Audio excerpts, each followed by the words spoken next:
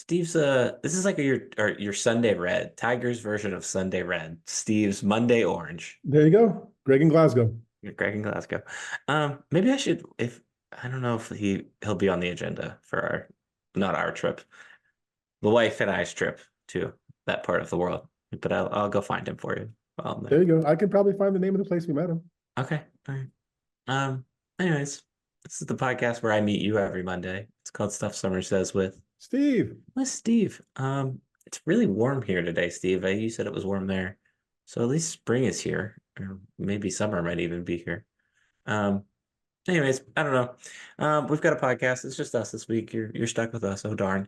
But I think we've got a couple good topics to talk about and some interesting questions that I want to hear Steve's answers to. He's so It's gonna be excited. fun. It's great. He's Get we're gonna talk ready. about the concert. We're gonna talk about the draft. We're gonna talk about the segment that I just teased, and then we've got this week's old guy, young guy, brought to you by tonight's dinner. I think is the best way to say Oh, that. okay, cool.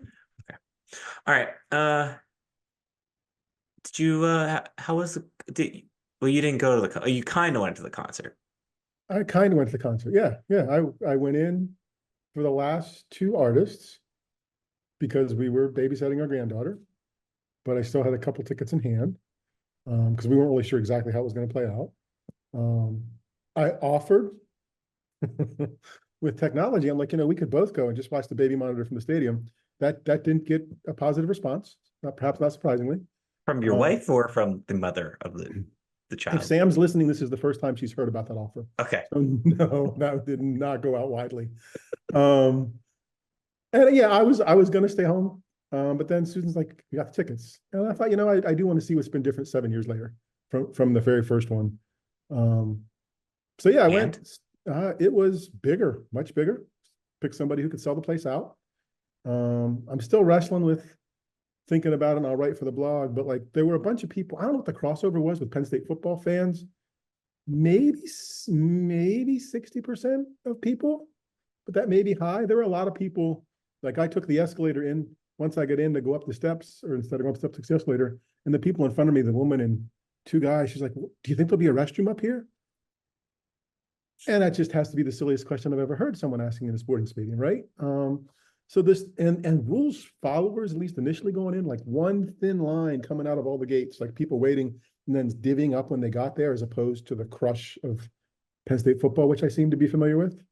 I'd heard that. I'd heard that the like essentially like you either had to go in gate A or gate B.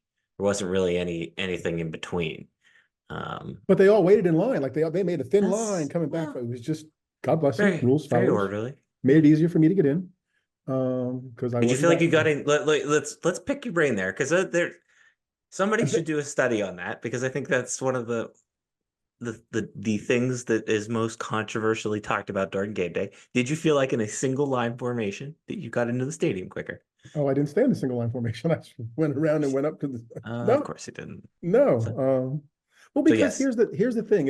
It's a signage and operational challenge. People think the first thing they're going to, the magnetometer, metal detector, whatever the proper name is where they got to have their tickets, right? So they're getting their tickets out and doing whatever else. And we've already, I guess that's like, I could tell there were fewer people that had been to Beaver Stadium before in the line I was in, because Beaver Stadium had trained people for all those years. Put your hands over your head, take your stuff out of your pocket.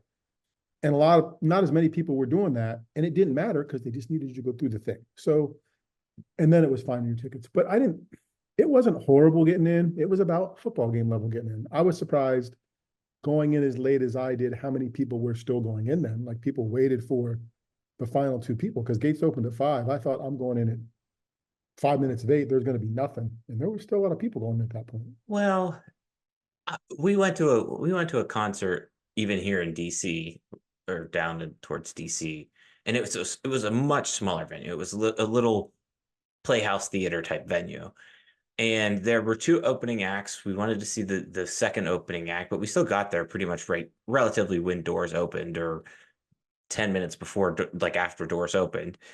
And I feel like people with concerts have become very trained with showing up late is what I'm getting at here because that was very much the same case when we went to that concert. Really, any concert that I think I've ever been to. Honestly, the only concerts that I can ever think of that actually started on time were Jimmy Buffett concerts. He always started it at 8:30 on the dot. The country concerts I've been, and maybe this was on a site somewhere that I missed it. So if you're listening and it was, you can tell me where it was, but it wasn't on like Penn State Athletics or the stadium social feeds. Usually with when there's country and there's three acts, they'll say first group 5:45, this one 6:30, headliner 8, and you'll know. And I think they knew that too, but I couldn't see that anywhere that was obvious to me. Now maybe it was an old guy fail. But I didn't see that. And once I got in, there were, the beer lines were long. It was kind of crowded and cluttered. There probably could have been some better signage. There was, a fight in the pit at one point, the stuff you have at a concert. So yeah, I mean, I think it seemed to come off well. Like, I mean, again, I think there's signage stuff. There's directional stuff because fans aren't the first time. It's not the first time in there. There was a slight issue with the bathrooms on the west side of the stadium. Like right when I get in there, like they were telling people they couldn't go in. I'm like, oh, this is why we don't play hockey. But then they got it fixed. Chicken baskets, $15. Is that the regular price? No, that seems a little. That's they might have been like 12 last season. Okay, so $15 for chicken basket. We're like Caliente and like the We Are In. Did you see any of those like I didn't regional go up there to brands? that end, and I didn't like the pizza place by the student section on the left-hand side of the Yeah. student section. That wasn't there because it was all beer stuff in that landing area. And I Okay. assume it was all beer stuff on the landing area on the other side of it that mirrored it. And you couldn't go around because the north end was shut off. You couldn't go Right. around.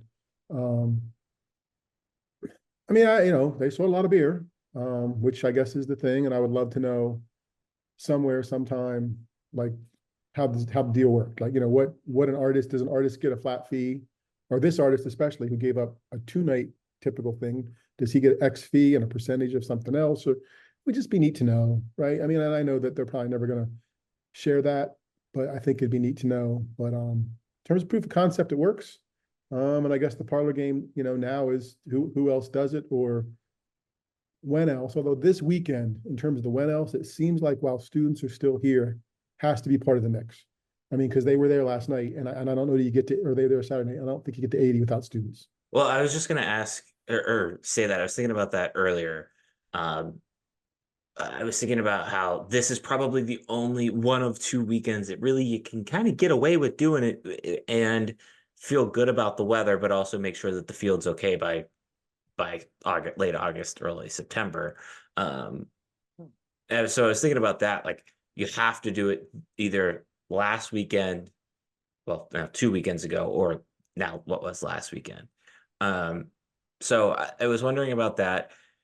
You said it was, I mean, it looked relatively packed. I mean, the one video that the Beaver Stadium Twitter/Instagram posted, it looked very packed to me. I wouldn't say it was 100% full of what I saw, but if the number was 80,000, I have a much more believable time believing that 80,000 than the 67,000 or whatever we were told for the 20,000 attended Blue White game. Right. I mean, and the people on the floor, like on the turf, right, or seats that just aren't ever there before. Yeah, and I think it was a legit. I mean, it was an 80 that I would buy that happened. And I think the other thing that plays into it in terms of the timing and how often is they're going to replace the turf this year. Like they're going to replace the turf. We talked to the guy from the Brew Fest, and he's told us weeks ago they were going to replace the turf after they were done. I don't know if a concert means they have to do that every year or how they do that. And I think you almost need to be a week or two. You need a week to get ready, right? Like, so right after Blue White is a tough weekend for them to do it. Like if Blue White were a week later and then having this, that's a tough turnaround because any artist that's doing a stadium has a lot of stuff that comes with them. So I think that almost has to be that, which maybe if they did the years they do this, it pushes Blue White earlier, right? As you think about the dominoes. And logistically, because I left early, because I came in, I saw what I wanted to see the operations. I enjoy Luke Combs, but I didn't need to be there to the very end, and I didn't want to deal with parking afterward. When I was leaving, it was really cool logistically. Like they were bringing the tour trucks in and getting them in the roped off area, the gate chained off area to get ready to load up before fans started leaving. Like they had an area that was the compound cleared off, and they were bringing the trucks in there like while he was performing to get ready. So when fans were leaving, they could start moving, which I was, operationally, I'm like, oh, that's really good. Like, Yeah. So athletics had a good partner on this of people who knew what they're doing from touring wise to put them in a position to succeed for this one too.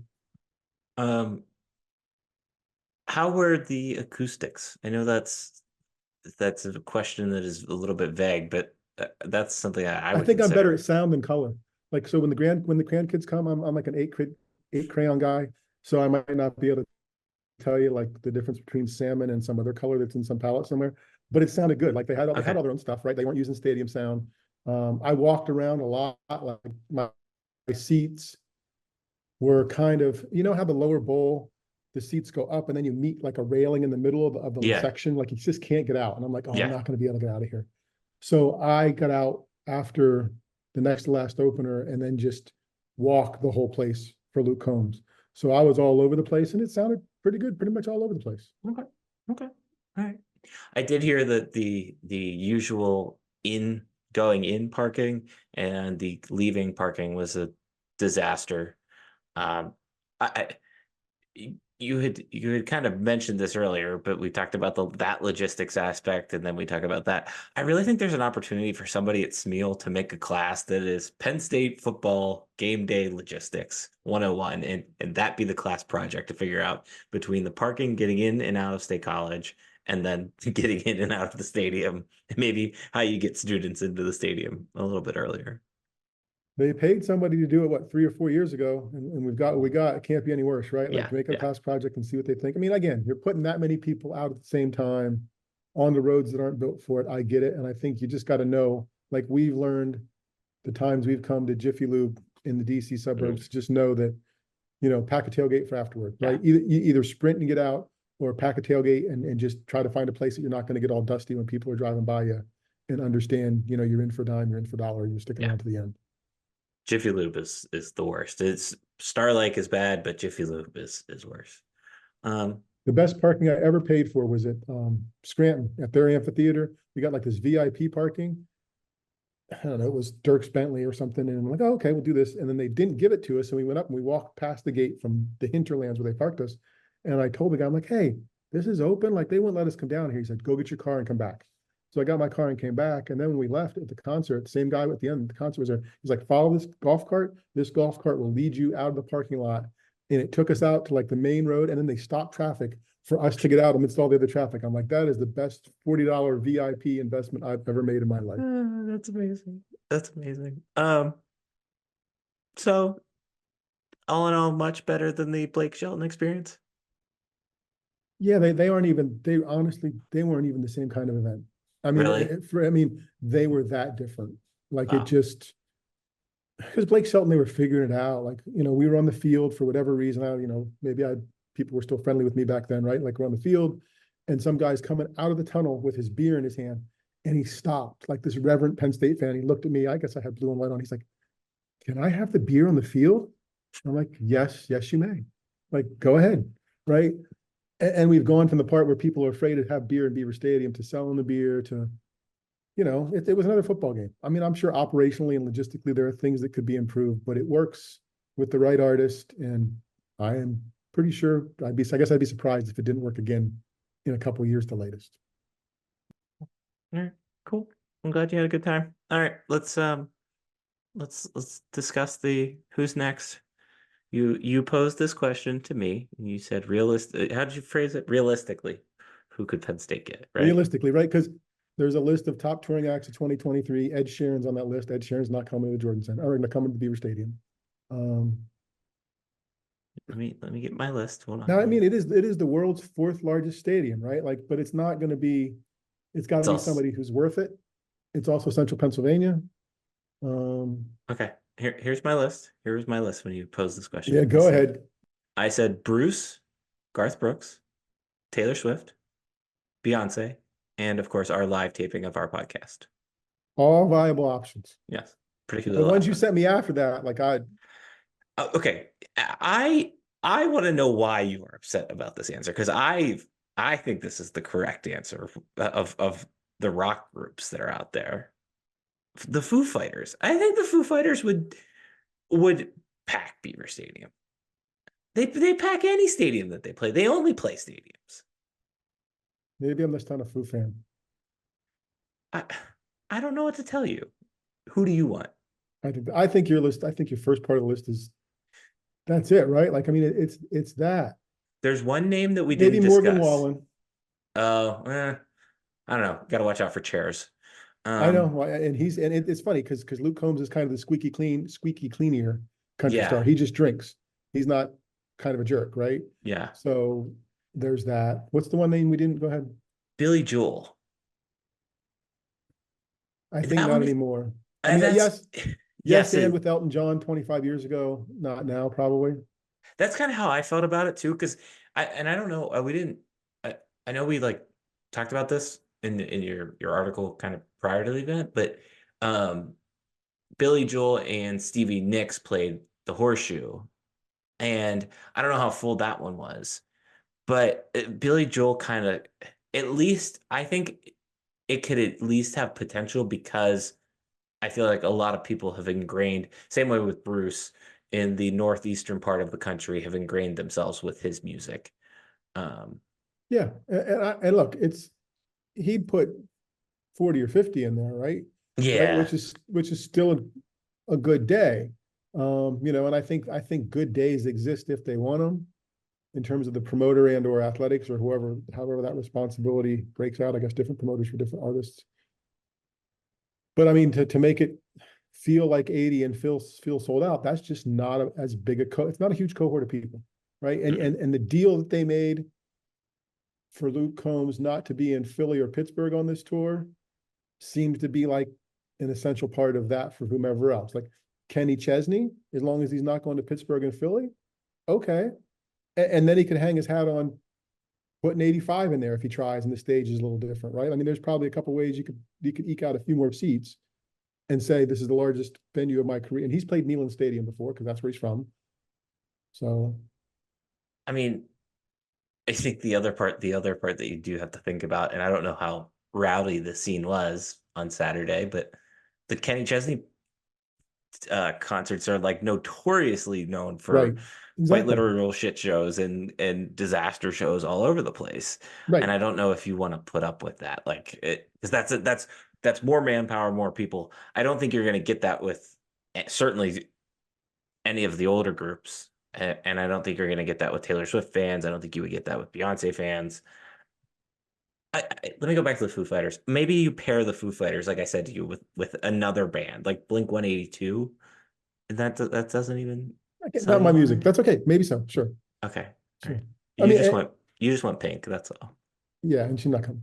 Um, and I think to the fans' point, I think that's a very good point about Kenny Chesney, just because of the expectation of those fans and the reputation they've owned. I mean, it's not like it's Hell's Angels, but like I drove past several fields, walked through a couple other parking areas as I was leaving. People bagged their stuff. There weren't littered broken tables all over the place and whatever else. People were there. I saw a lot of young kids, right, that came in with mom and dad, young kids that I don't know that I'd have brought to a stadium for a concert just because, drunk people. So I think that's it too. There's a sweet spot there. So that those artists and people that can do this in that way is not huge. Yeah. But then again, if they get 55 or 60, it's probably a success for whomever. Yeah, I was just gonna ask, I wonder what the break even is on that. Like what the because I think there is a way you could do it. Maybe not necessarily like a music festival, but a pairing of certain groups of artists and kind of get multiple. I think you could have a like I think the Blake Shelton thing. I don't think Blake Shelton, not that I know country music, but I don't think Blake Shelton was big enough of a country Yeah. star even at that time to get that many people. But if you would have paired Blake Shelton with I don't know, name another. I want to say like Brooks and Dunn, but they haven't been famous for forever. Um, like somebody of that higher level, but maybe not quite the Luke Combs level. Then I think you could get people in That's there. why the whole thing is just so interesting to me. And I know the curtain's probably not going to get pulled back, but right, you're paying one artist as opposed to multiple, right? In this instance, I mean, you might have paid him a lot compared to what you paid a couple others. And he made a great reference from stage, and he's right. Like, there's a big country music festival this past weekend in California called Stagecoach, where everybody's out there, and their attendance is going to be 75,000. It was 75,000 ish typically. They had 80 for one guy here, again, one night. So there's that challenge, right? How do you be efficient but impactful with the event you have? Because Penn State's, it's going to be one day, right? I think that's what makes it just interesting to me, how the machinations play out and what's next. And again, kudos, it came together well, and it was something they probably need to do to afford to do some of the things they want to do and keep up with the Joneses in a couple other ways that Coach Franklin has talked about and whatever else. You got to be number one in everything. So why not have the biggest concert? And they'll have that feather in their cap as well. Yeah. I didn't hear, aside from the usual parking complaints, didn't hear anything terribly negative. So that's good. All right. Um, discuss the other big event of the weekend, the NFL draft. Um, I I consumed the draft. I wrote this in the newsletter last week, but I don't think, and I think maybe this was something you said a few years ago when we kind of first started doing this podcast, but there's no better reality TV than the NFL draft. And I think Sunday night, or I'm sorry, Thursday night, I got my days all mixed up. Thursday night was a prime example of that, between the Michael Penix pick early, just kind of like some of the just surprise, a couple little surprises here and there, seeing Detroit and seeing all the players' reactions. I think that came through. Um, I think honestly, I think it's the best TV sports event aside from the Super Bowl. I really do. Like I thoroughly enjoy watching the draft that much. I didn't see numbers today. Did you see numbers on? I did Uh, not. I saw um, attendance numbers, but I didn't see TV numbers. yeah, I didn't see TV numbers yet. But I think ESPN I think NFL Network actually did a better job this year with the draft than ESPN's traditional broadcast did. I did spend most of Friday nights, the second and third rounds, watching the College Game Day, and that was much better than I wish I had watched that on Thursday night. And I thought Saban was, and I know everybody else is saying this, but I thought Saban was great. And I thought what what we're starting to understand about Saban is what a great educator he is. And he could be a fantastic teacher in another life, like a great student teacher type um, thing, because of the way he can kind of simplify complex topics, or simplify his complex knowledge of something into something that you and I can understand. So I think that was good. I didn't watch the McAfee stuff that much, aside from like what I saw on Twitter. I thought Belichick was good, fine. So that's my recap of that aspect of the draft. Yeah, I Your think we thoughts? stuck with ESPN traditional one. I almost forgot about game day till I saw people talking about it, tweeting about it in social media. Saban doesn't surprise me. I think the producers for game day this fall have a diamond they can try to figure out how to polish and put him in a position to succeed, to do a little bit different, a little bit of, this is what this means, and still have fun with the game day stuff. Belichick being good doesn't surprise me. It's probably just frustrating as someone who wanted to consume the stuff that the dude had a personality for 40 years that he didn't bother to share, right? And I did the stuff I did see of him, of like giving somebody praise. Oh, he's really good at this. Oh, but this, like the back and forth is I kind of what you'd expect a coach like him to do.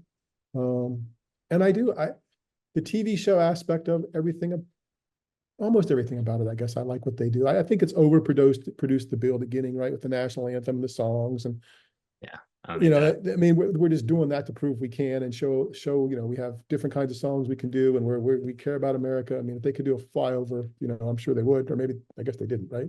Like, Sounds like this year. you know, it's that kind of stuff. It just seems a bit much, but the rest of the reality TV is generally good. So yeah.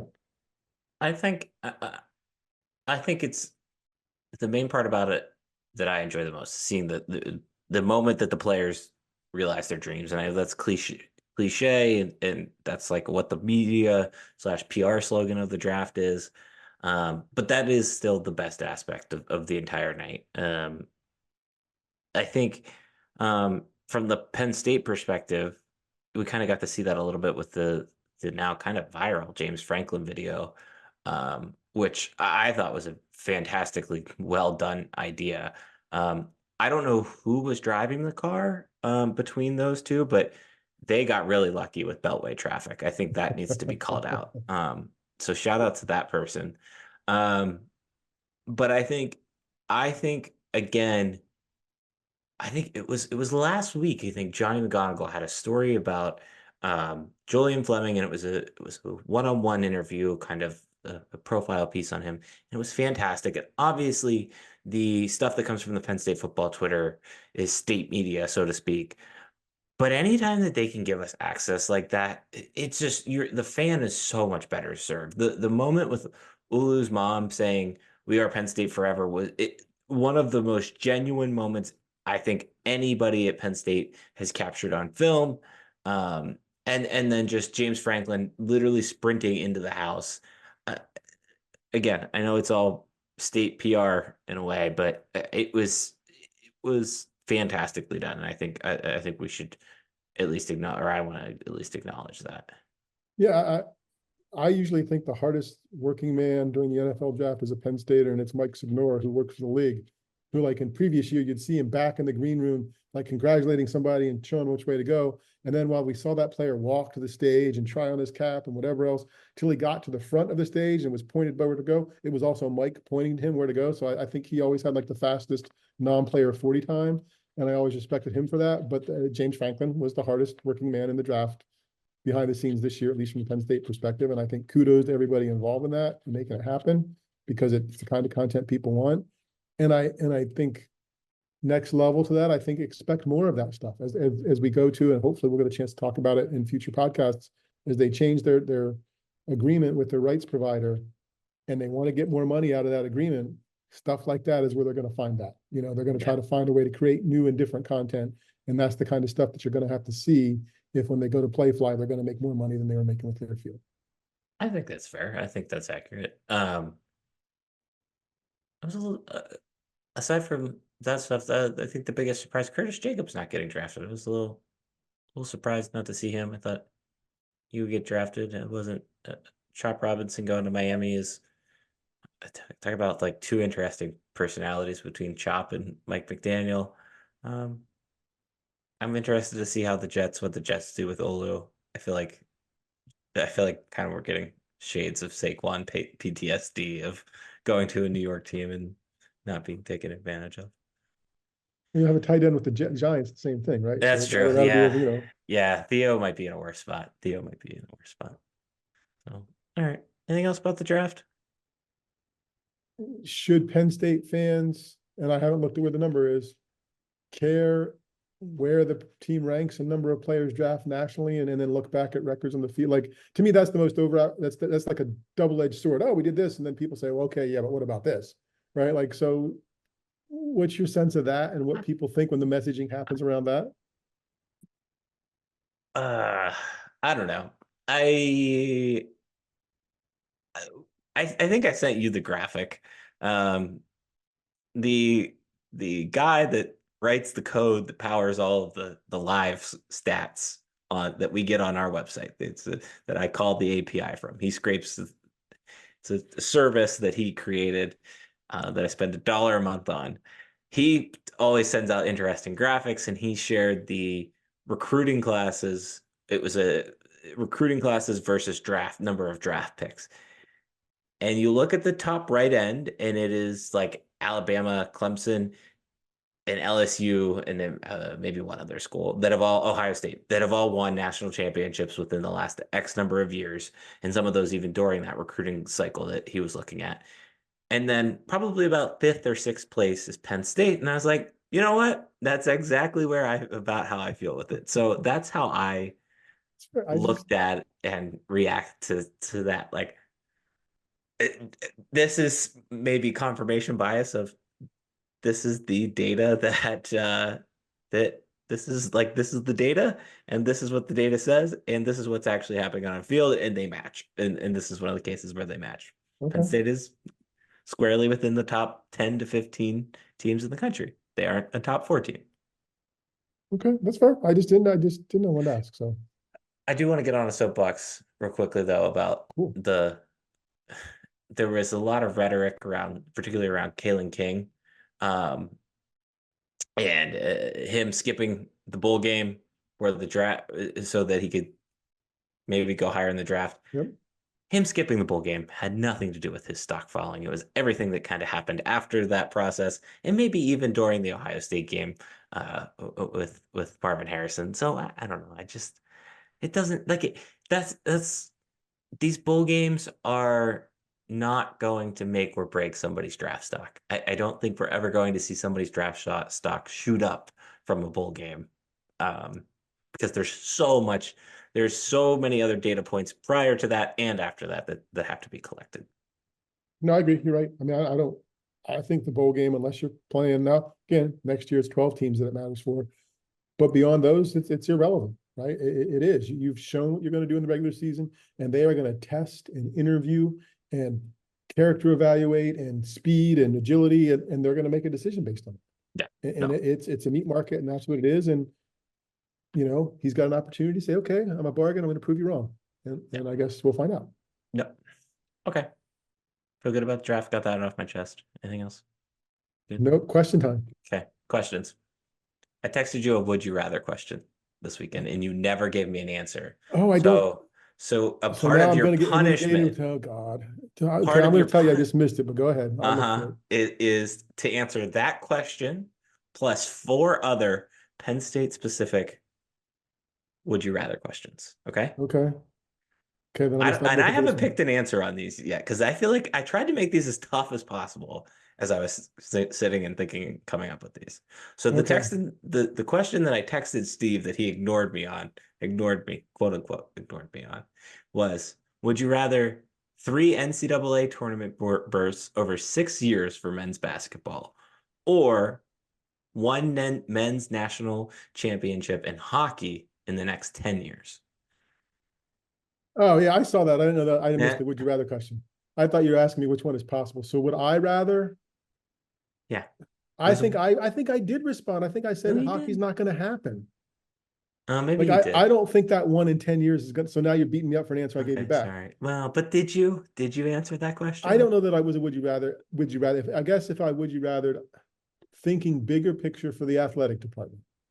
This is the lens I'm seeing that through. Bigger picture for the athletic department, the NCAA tournaments, right? Because they're going to make the program more money, and it's a more visible program. That's fair. I think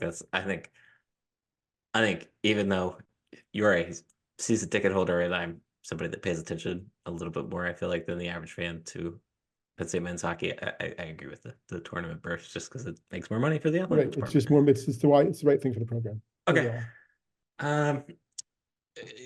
Losing money, I guess, would be the next way to ask the next question. Would you rather a specific wrestling arena, so a specific facility for Penn State wrestling and Penn State wrestling only, or Penn State men's basketball / women's basketball to play in Pagula Ice Arena to maybe build an environment, but still maybe not lose out on as many ticket sales?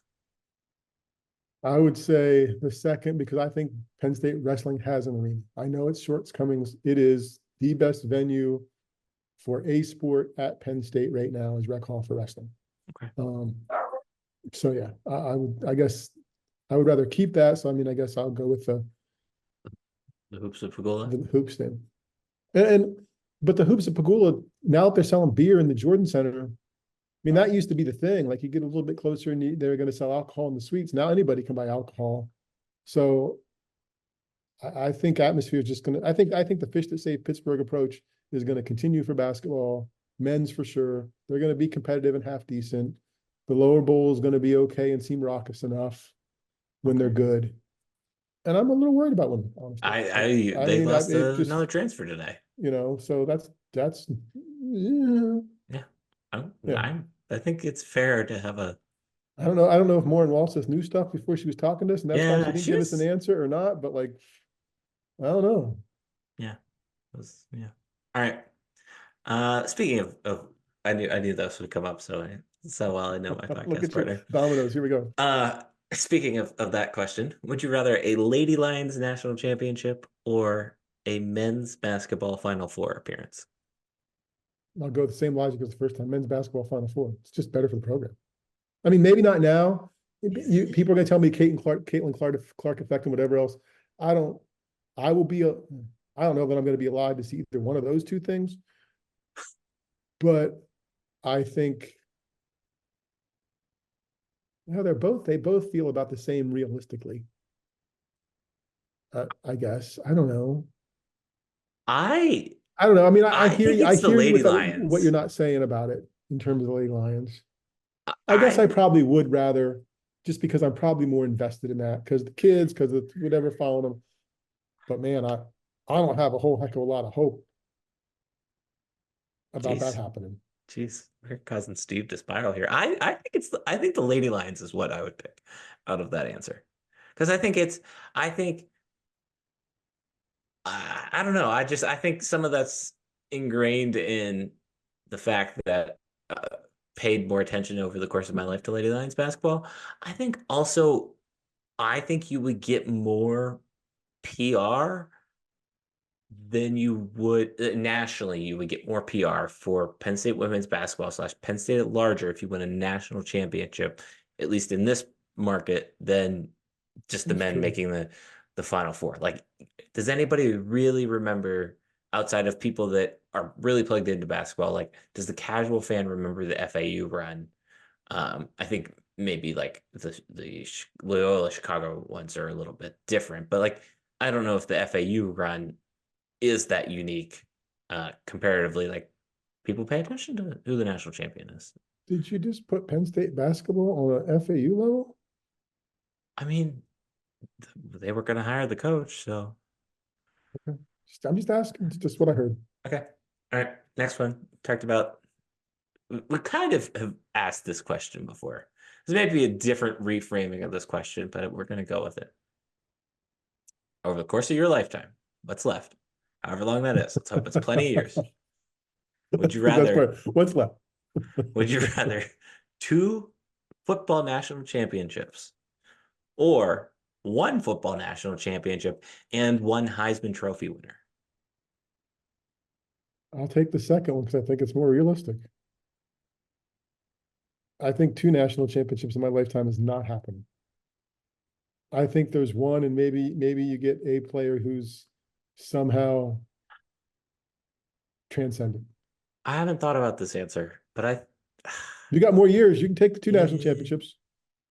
What's that yeah, Heisman doing for you? Not doing anything. that's kind of how I felt about it, and that's why I think the two because like the Lightning have won two Stanley Cups, right? Like since I've like started paying attention to them, and the second one wasn't as fun as the first one, but it was still great. So I think I'm gonna pick. I don't know if the Heisman like does that much for me.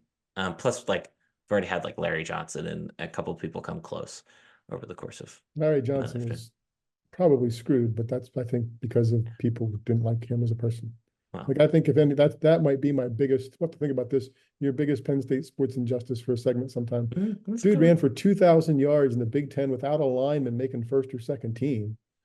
I'm Yeah. pretty sure maybe one guy made second team, and he didn't get any vote. Like if an Ohio State man run back for 2,000 yards, or a Michigan guy ran for 2,000 yards with Oh no yeah. offensive lineman, here's the Heisman today. You know, so Okay. That's a good segment. All right. This last one I'm not gonna answer, but it's Steve specific. All right. All right. God. All right. Here we go. Would you rather give up creamery chocolate milk and never hear about NIL again, or keep creamery chocolate milk, but every time you drink some, so every sip that you take, you have to donate to NIL? Oh, I'm never drinking chocolate milk again in the creamery. I'll find another Wow. chocolate milk fix. Really? I- I get it. I understand. And it's where we're going. But like at some point, like the education has to be worth something, right? It Like, is. We and just it's had just Dion pro Butler sports. I've on. got a pro sports team. I'm going to invest in my attention in the Steelers if it's pro football. I don't need another pro football team. All right. All right. Wow. I can't My believe dairy he's chocolate getting. milk is very good. It's just not Oh, as close to me. oh, yeah. Yeah. The Apple Loops are just as good as Apple Jacks, let me tell you. Oh, I think people would tell you in state college that it's not as far as you think. Okay.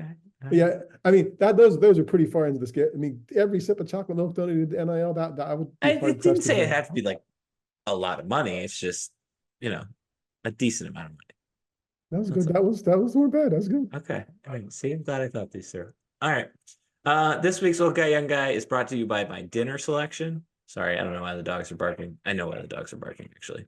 Uh, it's brought to you Why are the dogs working? because Anna's walking in the door, I think, which is related to this question. This is all Okay, so great you for had to fend having. for yourself. So this is the question now. Yes. So, what is your wife says you're on your own for dinner meal? or your wife is out of town meal, because your wife goes out of town for work quite Mhm. often. Anna has a lot of night meetings sometimes and says, do your Do own you want thing the for healthy dinner. option or do you want like just I want the I have two options that I usually go to. what's your what?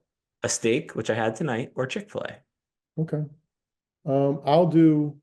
I'll grill something salad, chicken or like You steak or make something. it? Yeah, like I'll do a grilled something salad. I can fend for Uh, myself. I'm pretty good. Okay. Um, or if I'm really bad, I'll grab a rotisserie chicken. Um, Mm, and like that'll get me dinner and like nachos the lunch. next night, right? Yeah. So for like $6 at Walmart, right? I get two meals, maybe three. Um, there were times when she was in DC and I was here and we still had Little Caesars in town. Well, I was on the right side of town for these Little Caesars, and you get $5 for the two pizzas. That was dinner, breakfast, and lunch the next $5. Like that was like a day's worth of food for $5. So yeah. Okay. All right. I respect all those answers. Domino's was on my rotation for a little bit there. Um, yeah. So I usually like tonight. I just went to Wise and got a steak. I only had a steak. That was it. Oh yeah. No, if she goes, she'll be like, oh, there's this. I'm like, I'm gonna cook, but like I'm not gonna cook something good if you're not here. Like realistically, I'll subsist, but I'm not gonna cook like something great just for me. Like if you're here, okay, we'll do that, but You, not by myself. you don't go out, like you don't go out to eat. No, I did when she was in DC and I was still here years ago. I went out. I would go. Well, I get the pizza more often than not because it was five Okay. bucks. I went out once to Haas's, and it rivals. There was a very pathetic night in college that if Russ is still listening, both of our wives were overseas, and we went to what's the Jock Bar on the east end of town? For All the, mayonnaise, no, the gingerbread, East End of further town. further past G-Man and Primanti's, the What? Den. We went to Lions Den with Ah, people. the dead. Yeah. I don't belong there. It's the Jock Bar, right? So we're both No. eating wings at the bar, looking pathetic, like, well, our wives aren't here. Our wives and girlfriends aren't here.